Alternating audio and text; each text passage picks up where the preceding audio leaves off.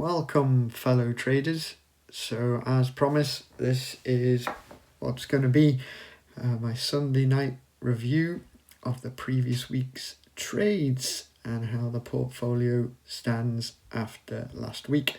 So, this is a review of week 38 of 2025, and we'll start off with a quick look at how the S&P 500 index performed last week. As you can see, over the last 4-5 trading days, it has continued its nice upward movement. Little blip on Wednesday, quickly swallowed by 2 nice green days to end the week. So what did that do for my portfolio? So it's been a bit of a change. A few trades have closed out. Overall, it's been actually a really good week. Lots of profits made. So we'll just run through the trades as we did last week, and we'll see where we're going. So if I flip back to my Tasty Trade dashboard, you'll see there's a lot fewer open positions.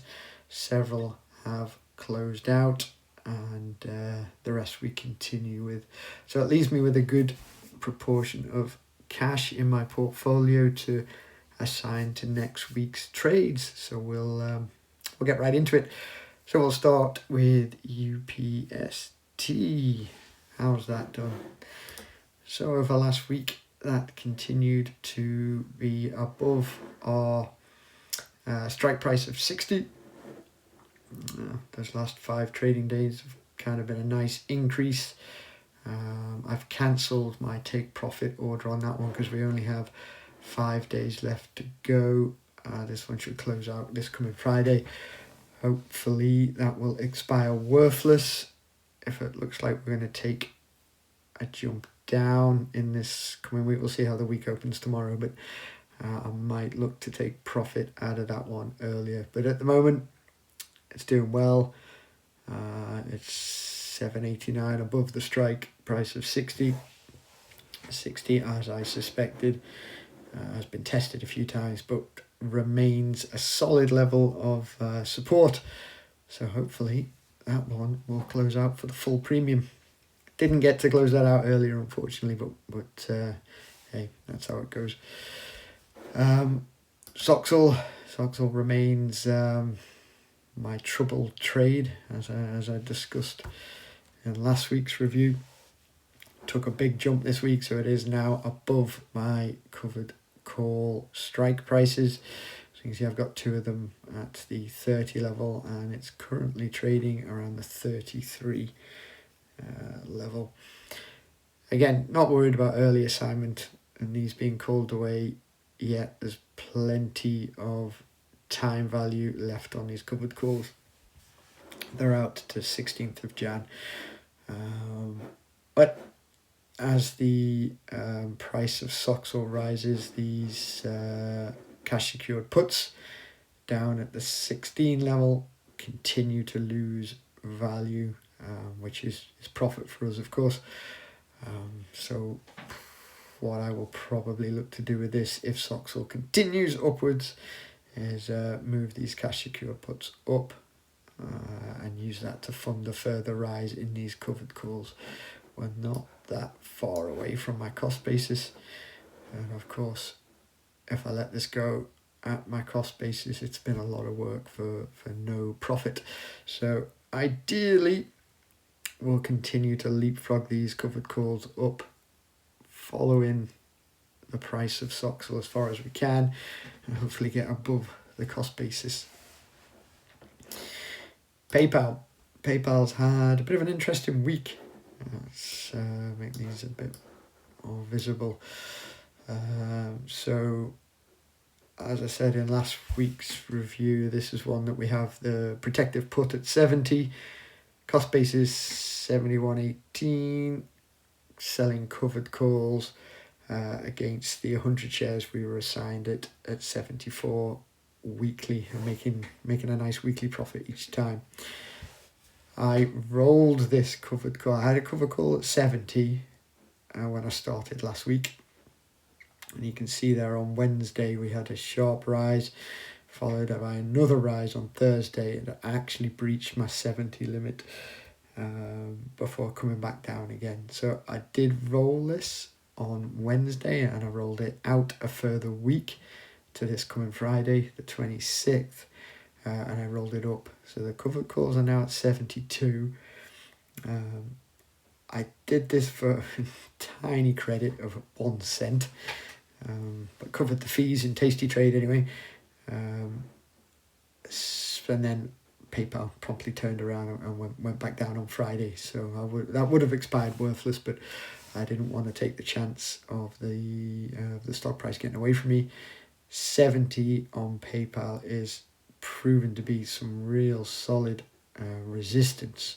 Just doesn't seem to be able to get through it. It keeps testing it again and again. So we'll let the extrinsic value in this 72 covered call melt away next week, and then we may well drop it back down to 71 or 70 to get a decent premium for the week after next Friday. We'll just see what PayPal does if it comes back from here. We do seem to be starting a little trend up here with these lower lows and higher highs, so who knows, it might make a concerted effort at that 70 mark. But again, I've got this protected put that I bought at the 70 level, so that's currently got a good bit of intrinsic value between 70 and 68 at the moment. So not worried about this trade. I think it's going to end up in a good profit if we can keep calling it, and hopefully PayPal's price will start to edge up and get back near my 74 point. NU's done really well, so if you remember, this is my leap. I have the long-term call leap down at the 8, and that was the pre-earnings play. I think I bought that somewhere around early August, and since then NU's just been on a tear, and this week it's made newer highs. So I think it's at or just through its previous high here back in November last year, which I would have expected to have been a good bit of resistance, which it might well be. It did reach higher highs on the day, go up to 16.35 at one point, finished at 16.17. So my strategy for NU trade remains the same. I think it's got further to go. I'm looking at the 20 area before I would consider selling the leap. I do expect some profit taking to come in soon. Should that happen, I will sell cash secured puts, ideally somewhere down this 14.50 level. There's a bit of potential support resistance here, and certainly if it gets near the 14 level, that would be ideal for selling new cash secured puts, which would chip away at the price of the leap. So happy with NU. It's performing as I expected this week, the week just gone. HPE is my other troublesome trade. Again, this is in the long-term bucket, as I discussed in my last week's review. Continues to climb higher, just snipping up there, we just bumping our heads on the 25 level. So yeah, this is out way into 2026 for these cover calls. So I'm going to be looking to roll those up as we get towards the end of the year, unless something drastic happens and HPE drops massively between then and then, which I don't see happening. It's flying at the moment. So this is one of those situations where I'm just going to have to wait for the extrinsic value in these covered calls to melt away, and then roll them up $1 at a time. And I'll just have to watch for ex-div dates as extrinsic value melts away. That's a long-term one. HIMS. So HIMS was a brilliant trade. I entered this one way back here on, or not way back here. I entered this one on the 11th at a strike price of 41, and I put a 50% take profit order, which hit on Friday, with these two really strong green updates you see here on Thursday and Friday, and I was out of that trade 8 days. It was out for the 17th of October, the expiry date. I was in that trade for 8 days, made 50%, which is really good. I'm more than happy with that. I think that works out as something like a 50% annual return. So HIMS is gone, and gone in the right way. So well done, HIMS. ClearSpark. So ClearSpark was another really good result for me last week. So I think I was assigned these 300 shares back in April this year. No, way before April actually. Yeah, somewhere back in February. I've been selling covered calls against this for ages. Cost basis down to 720. That's not just on the covered calls. I've been selling cash secure puts on CleanSpark for well over a year. And I had 3 covered calls up at the 13 mark. And at the start of last week, where were we? Tuesday, Monday, we were right down here, so miles away from anything at the 10 level. And then we had some truly excellent days, and I was called away on Friday night from these covered calls were exercised, which is exactly what I wanted to happen. So yeah, bought the shares at 12, sold them again at 13. I had 3 contracts, so that's $300 of capital gains plus the covered call premiums and the cash secured put premiums. So we are absolutely out of CleanSpark right now, which was not something I was expecting to happen last week. I thought this was going to be a long-term play to just carry on selling covered calls. So depending on what happens in the coming weeks with CleanSpark, I may continue the experiment. This is the only stock I have a reasonable chance on getting a cost basis of 0, which is always a fun aim. So I might carry on this experiment. We'll see. And we're bumping our heads on recent highs here. It looks like buyers tried, sellers came back in, pushed us back down on Friday. So we'll see where we go with that on next week. If we get a decent retracement, I may come back into CleanSpark. It's a hugely volatile stock, which of course gives us awesome premium. So it makes it a lot easier to roll if you need to. Premiums are good in the lower delta areas, which is exactly the kind of stock I like. But with that comes the much higher volatility, so you've got to ride that roller coaster. CleanSpark is out of the list for now. AES, so that is another one that we are now out of. If we go back, you'll see that that's off the list from my Tasty Trade dashboard. That was a no drama trade really, that just closed, expired worthless. I did have to stay in that one for the full month, but that's fine. That's what we sell these cash secured puts on.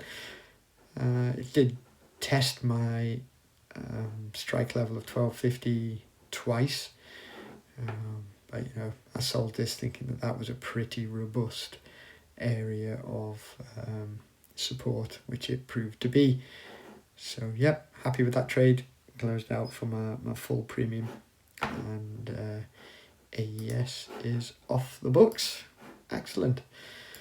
Lemonade, so that was a trade that I made last week after I filmed my previous review video. So I entered this trade, where were we, on the 16th? Yes, so here on this day here. Again, Lemonade is it's a volatile stock, so premiums are good.